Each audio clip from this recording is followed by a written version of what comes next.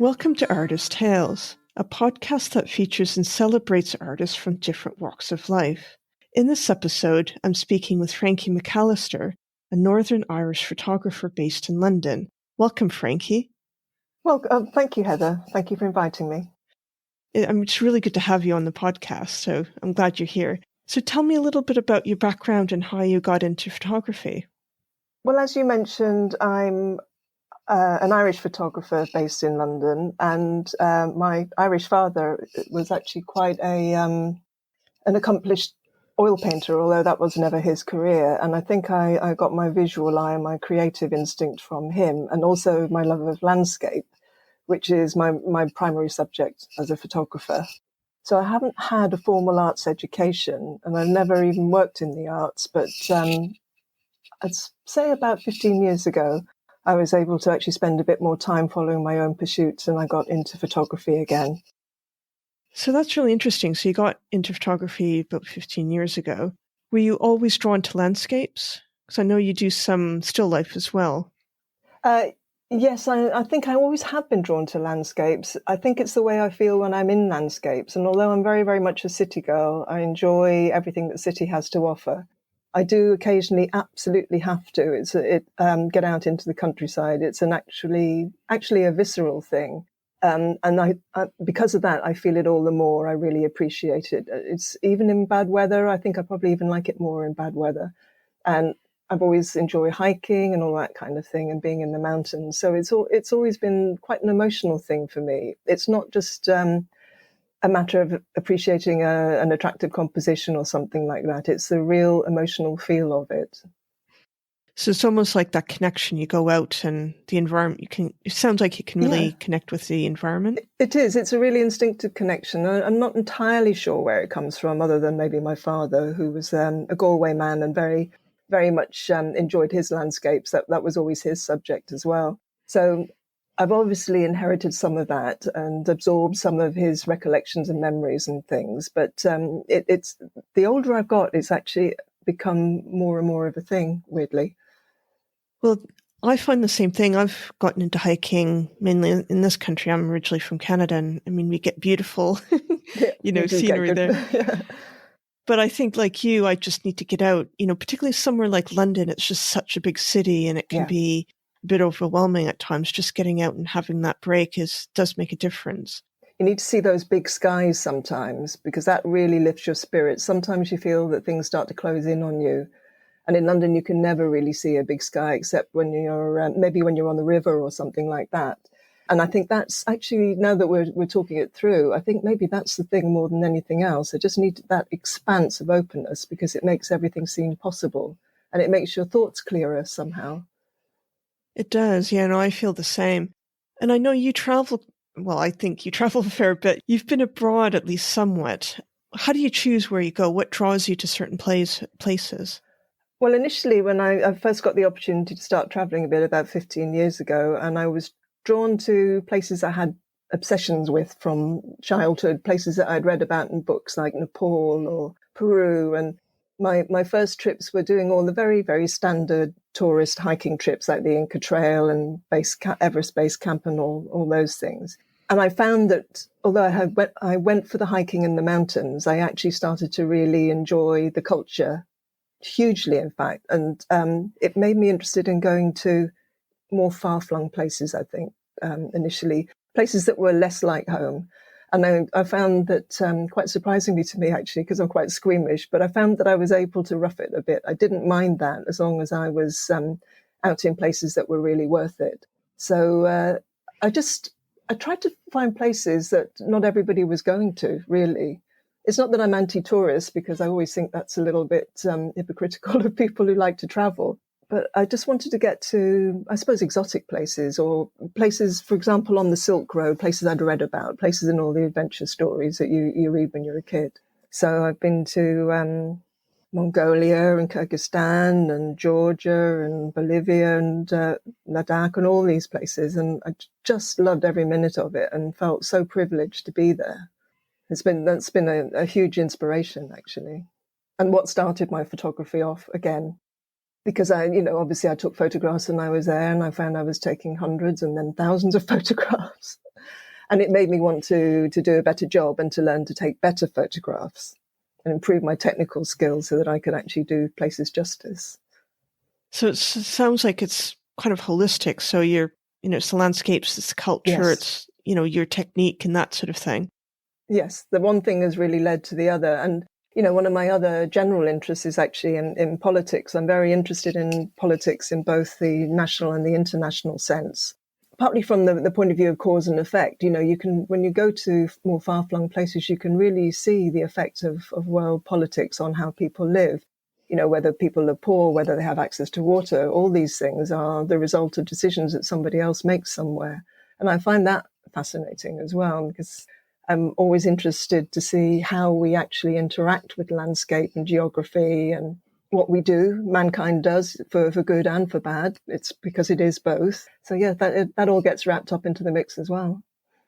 So what sparked your interest in I guess in a way, geopolitics? Is it the traveling, or did it start earlier than that? I think I've always been interested in politics. I've always been interested in how people live, how they are able to live, the effects of other things on their lives, how people might be constrained in their lives because of the effects of politics. And then that applied itself. It factored in even more when I went abroad a bit more, because you can actually see it. You can see it much more clearly than you can at home, because of course, home is so familiar to us and we're so used to things and we accept so many things. But abroad, you see it all more clearly. One thing I have found is, it's interesting when I moved here because it's not in many ways drastically different. It's still, Canada and UK have many similarities. But what I actually found were the subtle differences between Canada and the States. And it could be things like how language is used and different terms and that sort of thing.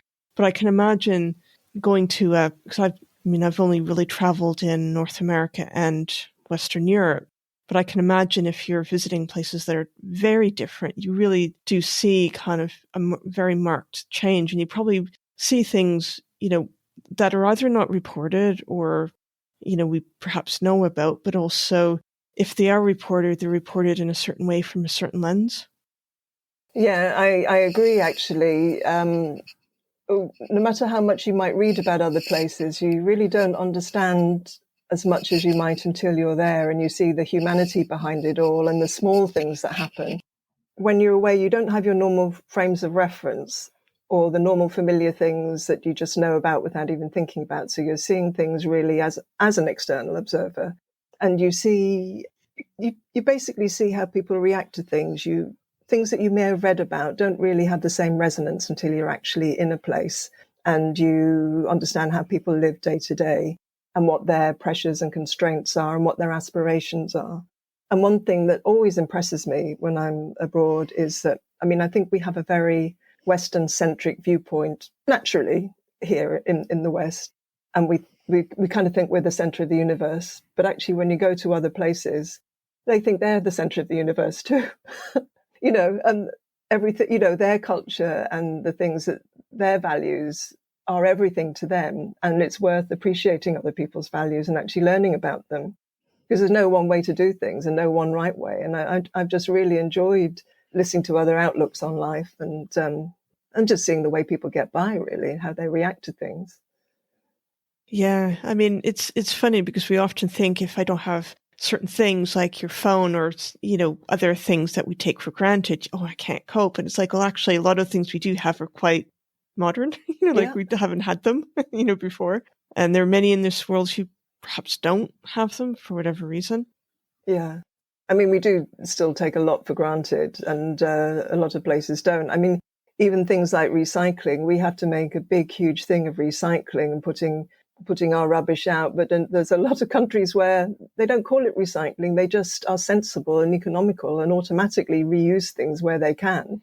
They don't have to leave them out for somebody else to take away to recycle. They just repurpose them, or do something else. And it's just done. It just seems so sensible and practical. Yeah, no, I agree. So what influences have you had on your photography? What influences on my photography? Yes, yeah. Mostly obviously my father, as I might have mentioned, but there's a lot of other photographers who I really, really admire. I keep a list on my phone. I think it's up to about 43 now. So whenever I come across a new photographer, I write him down on my phone. The photographers I really admire are people who somehow manage to blur the lines between abstraction and representation, which is something I try and do myself. The more I photograph, the less of a distinction I really see. I use both types of photography for landscape photography. I find the more abstract or impressionist stuff more accurately reflects the way I feel about landscape. But I'm also interested in detail and precision as well. So I use both types of photography. And so I really appreciate people like Chris Friel, for example, or Al Bryden, who beautifully managed to essentially create a documentary project with abstract work or impressionist work or a mixture of the two. And so that's really my direction at the moment. I've always had a problem with it. Different aspects of my work look different from each other, and it seemed as if there was no cohesion. But I've found really that the cohesion is in what's behind it, in outlook, rather than anything else. So I find it very helpful when I see people who are actually forging ahead in that way and making sense of it all. I also find it really difficult to see themes in my work.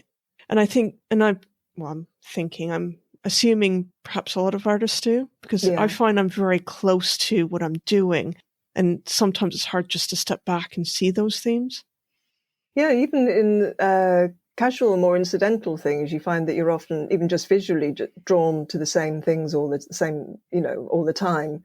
And if you went back, if you did proper keywording and everything in your Lightroom, which I don't, but if I did, if I searched lonely benches or things like that, I would probably come up with hundreds and hundreds of photographs. Or if I searched windows with curtains blowing, things like that.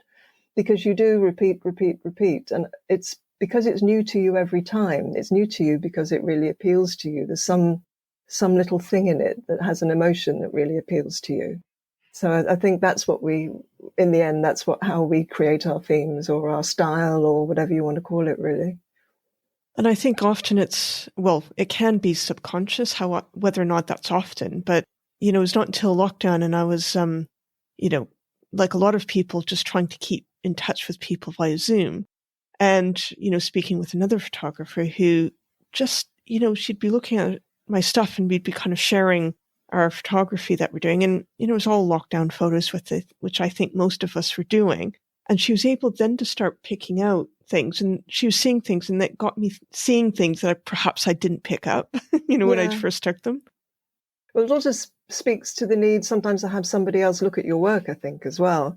I think that can be quite an interesting process, a bit daunting, but it's often really interesting what people pick out. And it seems so obvious to them. And then once it's said to you, you think, yes, of course. I've been doing that all along. Indeed. And I remember at first being quite shy about sharing my stuff or, getting people to look at it.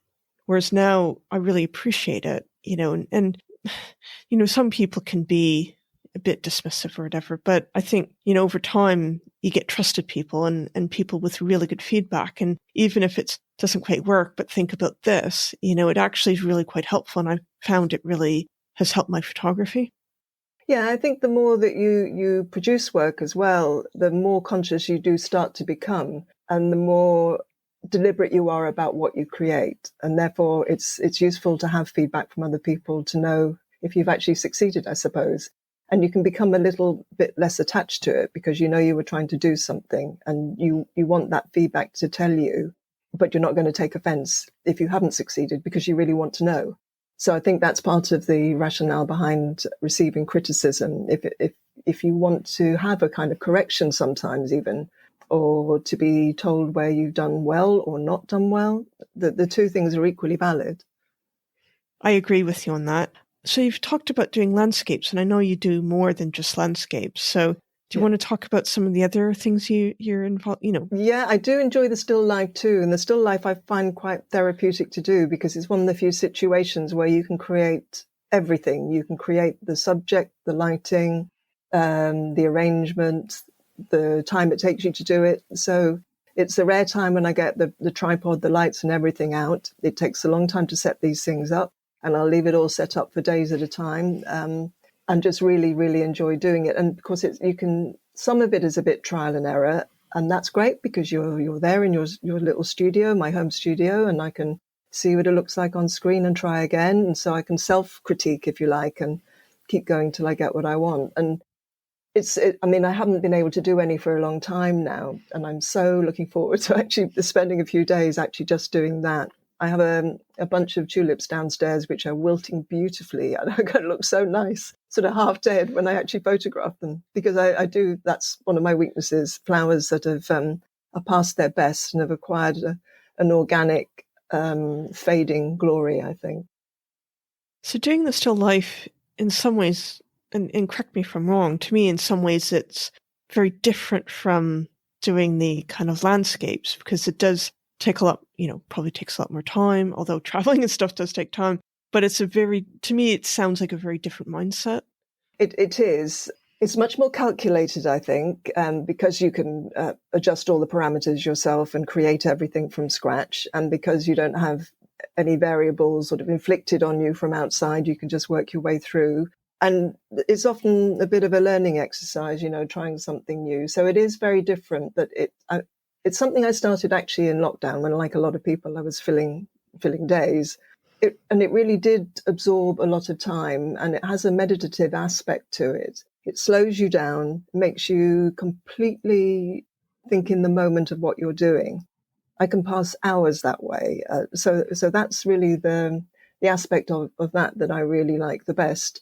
And that feeds in to actually what I produce then, because some would probably find it a bit melancholic, really, the sort of still lives I do, because I tend to like the dark ones, and I like the wilted flowers, and I like the slightly mournful kind of approach. But that's just really the way I am. I'm not a miserable person. It's just what appeals to me and what speaks to me mood-wise, really. Yeah, and I think I don't know if melancholy might be a word, but I'm also thinking it's a moodiness. It's it's something that I think perhaps in today's society, if you look at a lot of social media, it's all happy. It's, and it's almost like a bit of a tonic, saying actually happiness is a legitimate feeling, but there kind of is a more thoughtful, more melancholy, more, I don't know, melodic, or, there's other things we can look at, which are just as valid. Yes, and also there's a quiet contentment in doing those things as well. So it's not just all a matter of working through, say, a bad mood or anything. It's an absorbing, quiet process, and I'm at heart a very quiet person. So it's very good for me from that point of view to have hours like that, which still at the end of them they actually they produce something. So you've touched on doing landscapes and still life. Are there projects you're working on, or are you kind of working on things to produce? Well, I'm still finishing my big book project, which has taken up a huge amount of time, and it's been a big learning curve because there's been so much more to that than actually just the photography. Learning how to make a book, learning how even to get help to make the book, and all the various processes that are involved. So that will be due for launching in January next year. And after that, I shall be a free woman, and I shall start all my other projects. So I will do some still life, I think, for a while, just to get back into photography proper, using all my equipment again and getting into the photography side of the whole practice, because more recently, my practice has been book-based rather than anything else. I've even learned a bit of bookbinding and how to make different types of book. I've got a whole stack of books waiting to be filled with photographs. And I'm also learning a bit more about printing so that I can actually do the whole process from start to finish myself. But it will be nice to get back into photography. And what's the book on?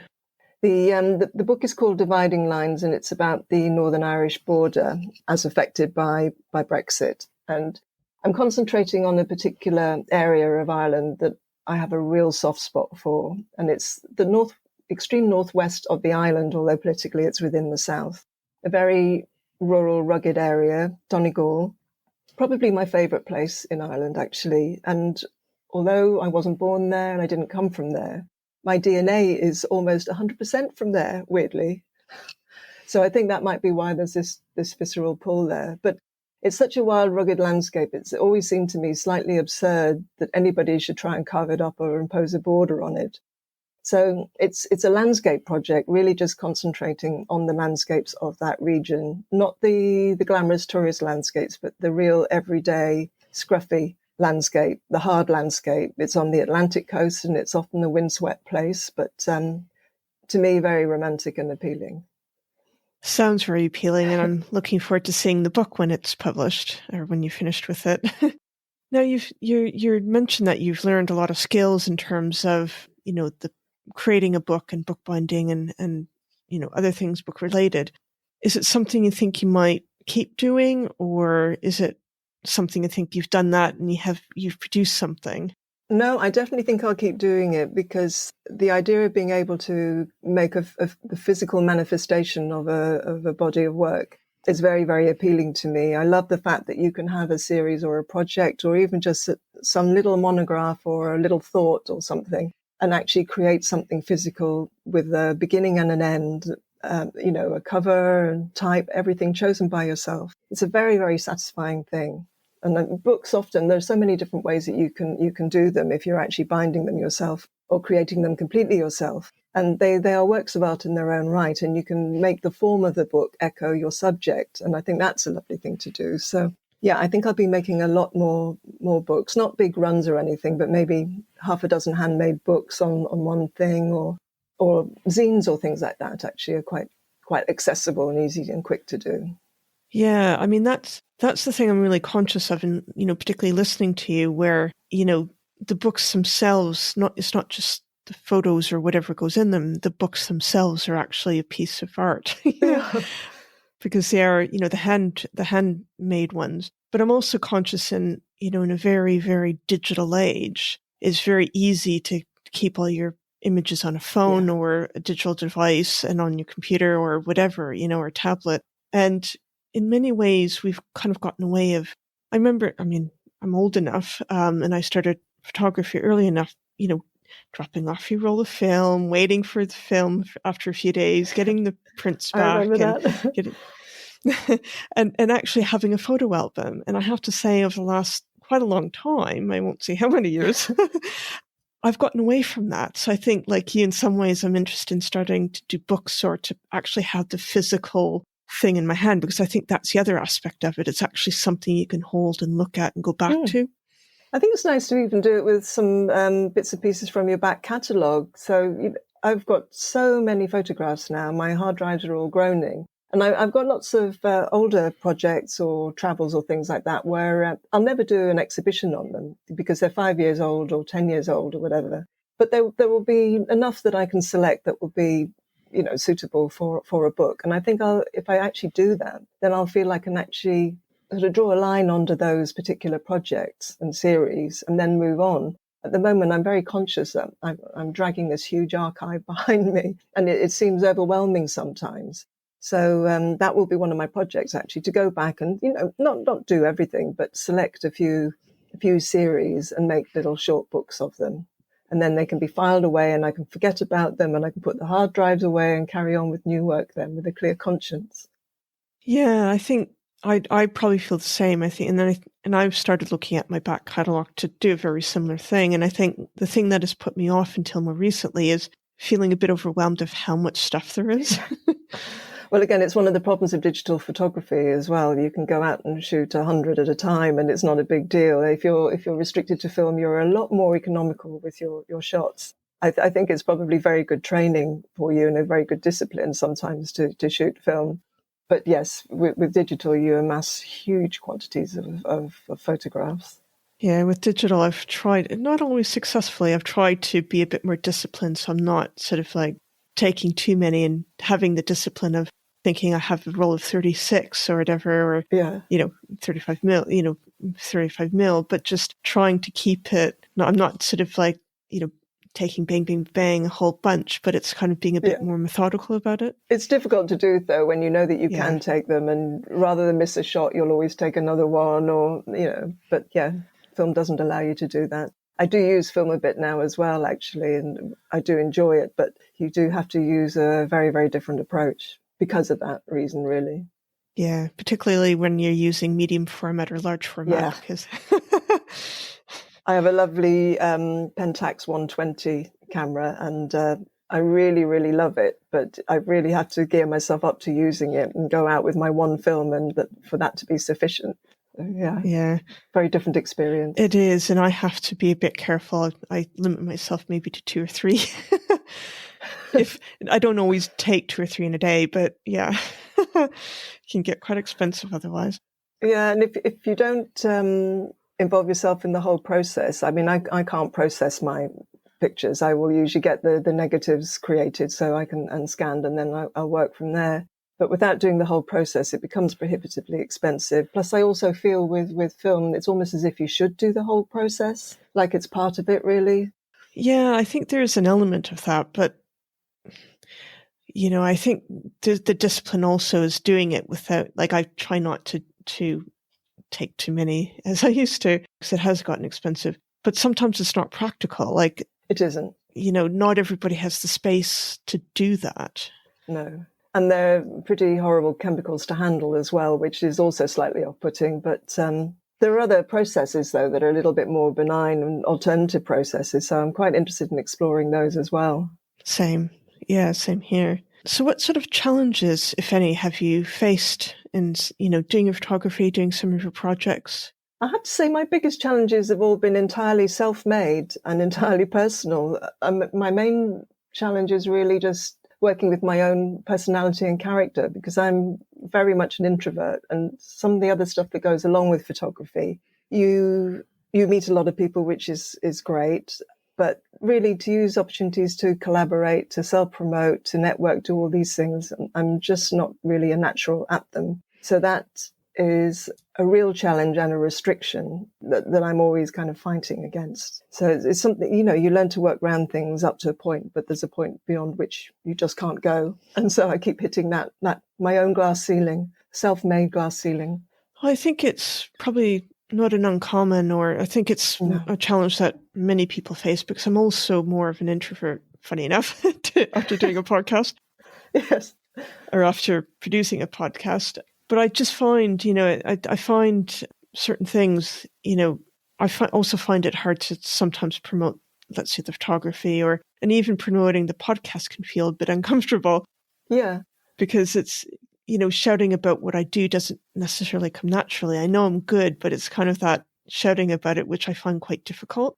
It is difficult for some people. It just goes against the grain of who they are, and I think we all learn to work around our issues, but there are things that just never really become that much easier, and that happens to just be one of them, really. But it is amazing that you're doing the podcast.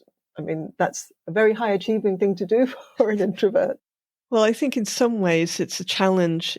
It's probably challenging kind of the reservedness. And, I think I've, over time I've come to the point of, I want to challenge the fear. It's kind of fear of exposure. It's fear of being maybe a bit vulnerable. And the same thing could be said about photography, because in a way you're putting yourself out there. And I like, I like to do art that's authentic, and that can be quite a scary thing to put out and have people look at and react to. Yeah, it is a big challenge exposing yourself to the world and just basically saying, say what you will. I've done this now. This is who I am. That's a very challenging thing, I think. It's good to do it, though. I think we kind of need to do it, really. You can't hide away. But yeah, so as far as challenges are concerned, that is it for me, really. That's the big one. Yeah. And I think, too, the thing that and I don't know if you've experienced this, but the thing I found both with the podcast and the photography is, there is that kind of people like it, or people going to be super critical. But by and large, people really engage with it. People find it interesting. People interact, whether it's the photography or the podcast, in a way, in particularly in ways that I wouldn't necessarily expect, or they pick up things that I wouldn't necessarily expect or have thought about, either in the pictures of the podcast. And I think, too, I've met some wonderful people, either, doing photography and the podcast, but also I'm really conscious in both that people identify with things. People might hear someone being interviewed and they think, actually, I can relate to that person because X, Y, or Z, or, the same thing about the photograph. And it's things like that I wouldn't necessarily expect. And I don't know if you've come across that doing your photography. I suppose indirectly I have, yeah. I mean, sometimes you make comments on Instagram or something and try and do a little bit of more than a caption, a proper comment that says something about how you're feeling or what you're doing or what's on your mind. And it's really quite rewarding when somebody comes back and really relates to what you've said, because actually even that, the writing part of it is another form of self-expression and another form of exposure, self-exposure. And it's wonderful to make these connections because it's not like having small talk with somebody where you're kind of going around in circles just talking about superficial things. Someone is connecting with something meaningful that you said and it resonates with them in some way. So you kind of cut out all that other stuff that you normally talk about when you first meet somebody and go straight to what's more important or what's at the heart of things. And I find that really interesting. And in photography generally, I mean, I think practically everybody I know now in my immediate circle I've got to know through photography. And we can always have those conversations because we have that common interest. And we're all of us in our own ways carrying on learning all the time, which is interesting too. And, new things are striking us or upsetting us or interesting us or exciting us. And we talk about them. So that's an ongoing pleasure and interest, really. I agree. And I've experienced that as well. I think having that commonality or having that, I guess commonality or common form to talk about something, and the common interest is probably the better phrase, I think does help. So what's next? Where do you think you might, after publishing the book and that sort of thing, where do you think things will take you? I've got a little list of maybe projects which I'll start thinking about. The first thing I want to do is, when I finish the book, is to go through the back catalogue and actually think about making some zines and books. I think that will be quite a satisfying and therapeutic thing for me. And then after that, I'm not entirely sure what I'll do next, actually. I've got so many ideas floating around and it becomes overwhelming sometimes. So I need to actually sit down and concentrate and relish my newfound freedom. It will probably involve still life or studio type work, though, I think, just as a complete antithesis to what I've done before.